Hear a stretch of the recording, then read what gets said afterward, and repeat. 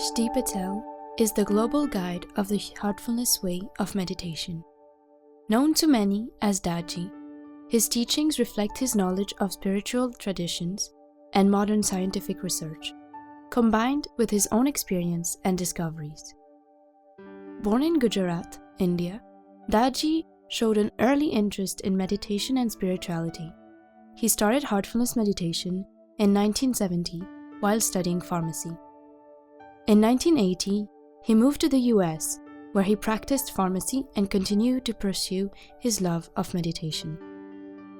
Now, embracing the many roles of a modern-day spiritual guide, Daaji travels widely, extending his support to seekers worldwide. Now, let us listen to Daaji's thoughts about health.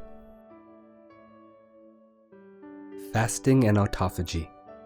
Ancient wisdom and scientific research intersect. A few days back, we were having a conversation at the Heartfulness Meditation Center in New Jersey, USA, about the significance of various rituals and customs that have been observed in society since time immemorial. Many of these rituals are followed with rigor and discipline, which is a good thing. What makes them more joyful and impactful, though, is knowing the true significance of the principles behind them.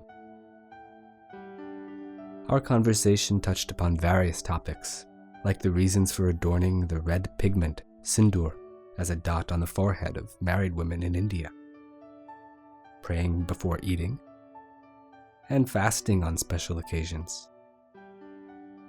I would like to share with you some of my thoughts on the concept of fasting. So many traditional rituals are disappearing from modern civilization, but fortunately, something is still preserved amongst the innocent people in villages. They may not understand the significance of these rituals, but they have maintained their observance. Among so-called educated people, we have issues when someone asks why we are doing what we are doing. As a result, when we have no justifiable explanation, we avoid observing rituals for fear of being looked upon as old-fashioned or without real understanding. We need to study and try to find the significance behind most rituals. Let's start with the significance of Ekadashi in the Indian culture. Many people observe a fast on Ekadashi days. It is a widely prevalent ritual, but not deeply understood. Ekadashi is a Sanskrit word for the number 11. It stands for the 11th day of each half of the month in the lunar calendar. So there are 2 Ekadashi days in each month. One is in the first half of the month when the moon is waxing, and the second is when the moon is waning. These days have a very special significance for health, and the practice has been connected with religion for the sole purpose of health and well-being. Had it not been associated with religion, common people would not have followed such dictums. It is good to moderate the intake of food on these days, so as to counter the impact of the lunar system on the human body. As our body is 60 to 70% water, you can see the impact of the moon on the water in the oceans. It is significant. On full moon nights, there can be tides rising up to 20 or even 30 feet. Similarly, this has an impact on the human system. Especially during the full moon, records show criminal activity is greater than usual on these days. The term lunatic actually comes from the lunar effect on the human nervous system. Our elders must have observed this. From the 8th day of the lunar cycle, the effect starts rising and reaches its peak on the 15th day. Midway between these two is the 11th day, Ekadashi. If we moderate our intake on that day, we can neutralize the lunar impact on our system. Closer to home, the great masters of Sahaj Marg have suggested fasting on certain special occasions.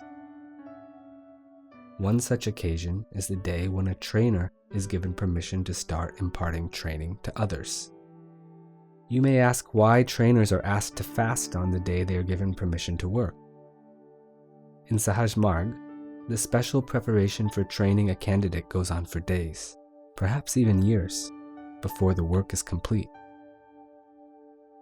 On the day when permission is granted, qualitatively, the trainer becomes a spiritual conduit of the divine transmission. And on this day, most of the yogic chakras of such a person are purified and brought to some sort of opening or blooming. These chakras are also divinely charged, enabling the trainer to become a conduit for the spiritual work. When this happens, the divine charge remains very active for the next few days.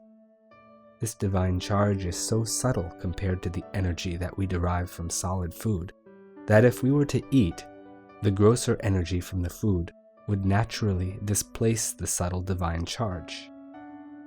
On this day, the idea is to tune in, receive, and allow the charge to be completely absorbed. Hence, it is recommended to fast on this day.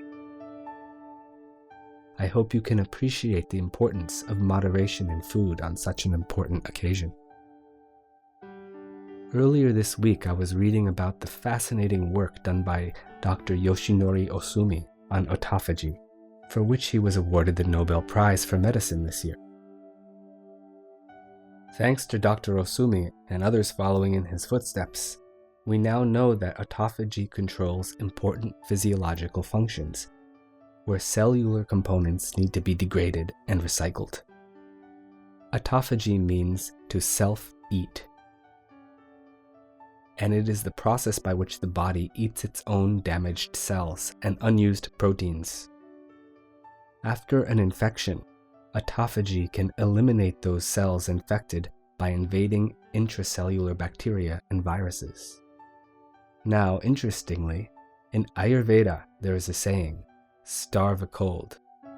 I believe the ancients observed these correlations across a physical, emotional, and mental spectrum. The above examples about Ekadashi and the preparatory work of a trainer in Sahaj Marg illustrate that autophagy may have a role to play also in our emotional and mental well-being beyond just the physical body.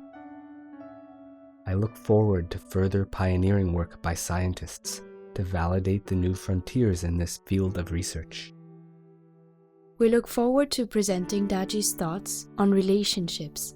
To learn more about heartfulness meditation, you can visit our website at heartfulness.org.